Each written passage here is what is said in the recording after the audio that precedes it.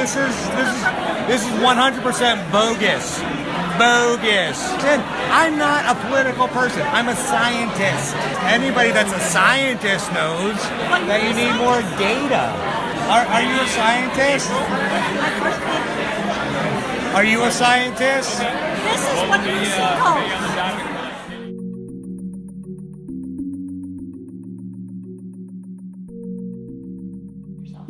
Okay, my name is Catherine Joswick. I live in Harpers Ferry, West Virginia. I am a PhD trained molecular biologist, and I've studied pulmonary disorders like COPD and cystic fibrosis.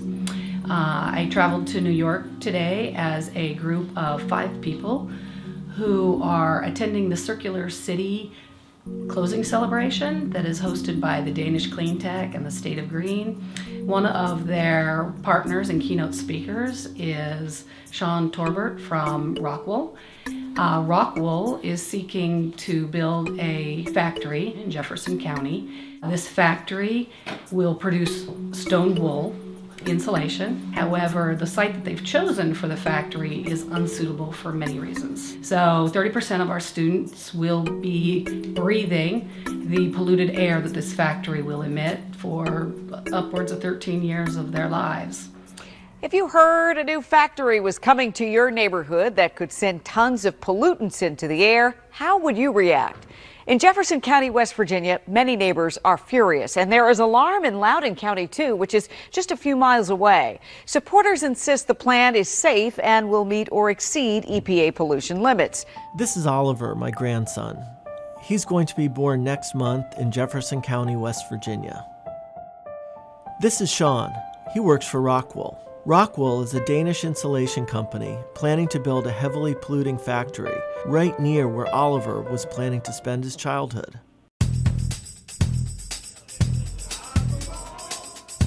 Hey, West Virginia! We want to have a dialogue with the senator. Rockwool is the anchor tenant of a planned 1,000-acre zone for heavily polluting industry that would consume coal and fracked gas and destroy a robust, diversified economy. Lucky for Oliver, he has some friends who aren't going to let Rockwool build their factory.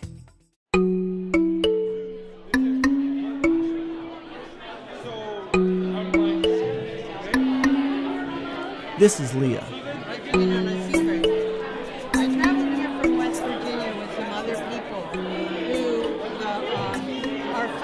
Rockwool plant, and it's a Danish company, and that guy who's going to be speaking here tonight is talking about his green company. Well, his company is not green.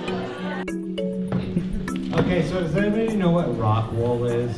Does anybody from the U.S. know what Rockwool is? Yeah, Jefferson County, West Virginia. You're going to burn 84 tons of coal a day to build your product. Yeah, it doesn't kill babies. Coal does. That's the space. No, actually, that's more important. And if you want I know, that's the irony of it. It's the process. That was Grant. Sean doesn't appear too worried about poisoning kids. Hi, I'm Sean. Nice to meet you, Sean. I'm Sharon. I'm from West Virginia. How are you today? Yes, I'm good. I'd like to know why you all chose to build in West Virginia. You have to talk to your local politician about that. Well, Rockwool decided to do it, correct? The politician approved it. So talk to your local politicians. And, yeah. What would it take? What would it take to get you to relocate? And that's not a Rockwool discussion. That's sure it is. No, I mean this is America. This is America, man. Oh, it's like, America. So you're a corporation that can decide where you locate. All right. So anyway. Talk to your local politicians. Right. Right. If you don't want Rockwool there, believe me, we do.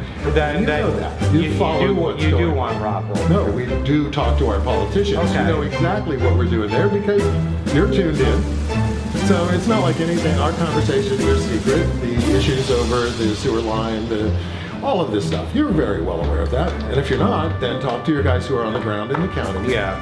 But again, please be thinking about what is it that would be the tipping point for you to relocate, not lose face, because that's an important issue. I understand that. We want to have light industry, we want economic development, but this plant, the model for this plant and the fuels for this plant are not what we want.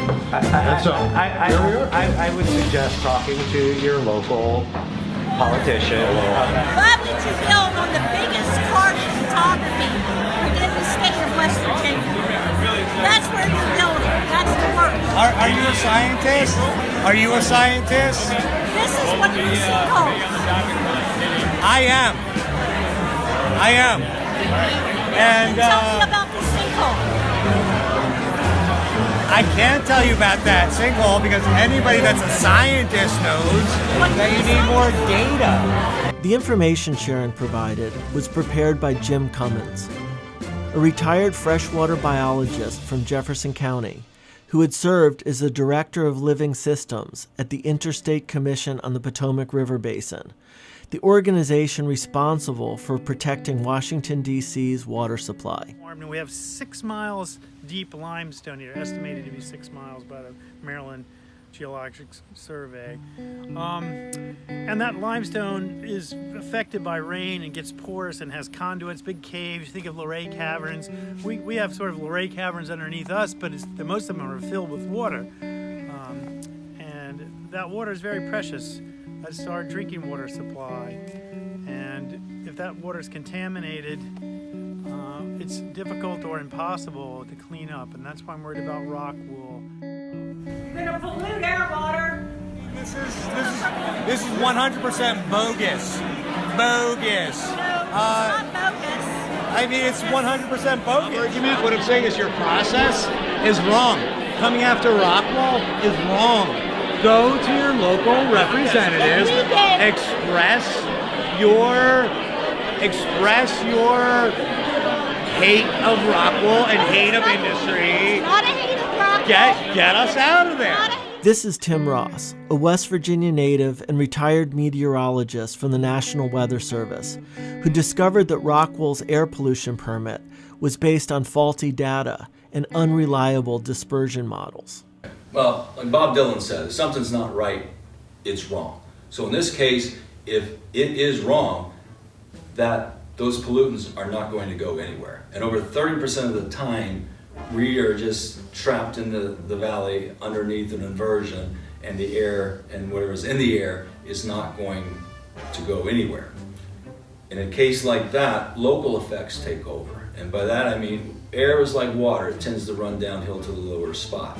So Rockwool sits slightly above North Jefferson Elementary School in the Fox Glen residential area. So if there is no real, what we call a gradient wind, where the air is moving from, say, like west to east or south to north due to a weather system, it's just simply going to drain down into those areas.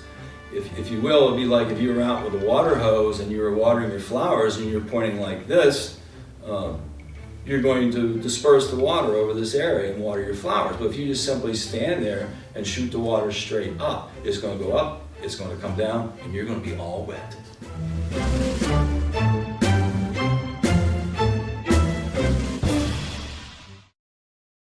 We spoke up at city council meetings, building commission meetings, utility board meetings, county commission meetings, board of education meetings, county development authority meetings, state infrastructure and development council meetings.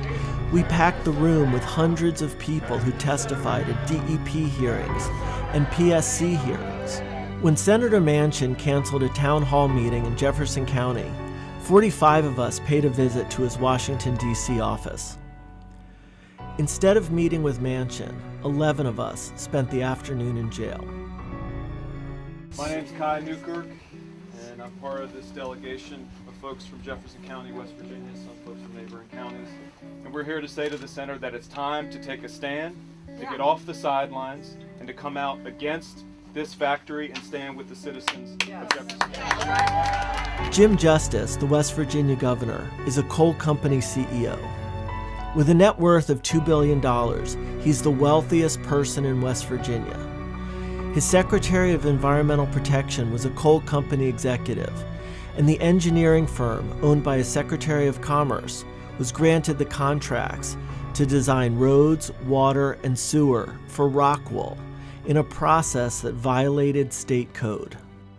We've had enough of politicians. I need activists like you to actually take time to understand science so that you understand. I'm not a political person. I'm a scientist. I'm not a political person either, but I know hardcore facts. Let's hear from David Didden, a family physician with a practice here in Jefferson County. I grew up in Shepherdstown, and I have a solo family practice here in Shepherdstown. When I look at the list of toxic emissions that this plant is going to put into our local ecosystem, I'm very concerned about the health effects. Formaldehyde, benzene, phenol.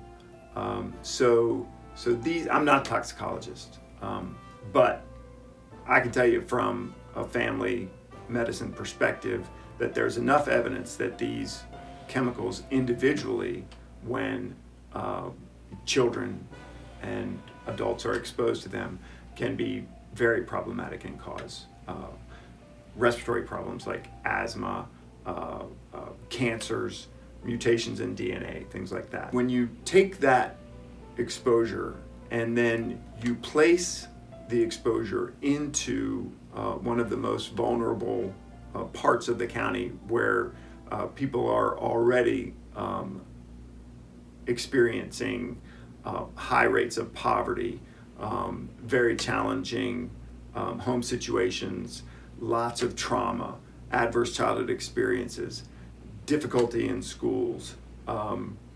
You're further exacerbating the disparity in health, in social determinants of health. This is me. I'm a technology entrepreneur who moved out to Jefferson County to raise free-range children 23 years ago. Jefferson County is a magical place. We're rich in history and natural beauty. We're caring and creative, and we're strong. We're going to protect our family, our homes, our friends. We're not giving up. We're building a movement. We have the numbers, the team, the talent, the plan. And what's happening to us here in West Virginia is happening to you wherever you live. Powerful commercial and industrial interests destroying our planet and telling us to talk to the politicians. Your local politicians. The very politicians that they put in office and that they control. Please, help us save our county. Then, let's work together to save the world and secure a future for little Oliver and for all of our children.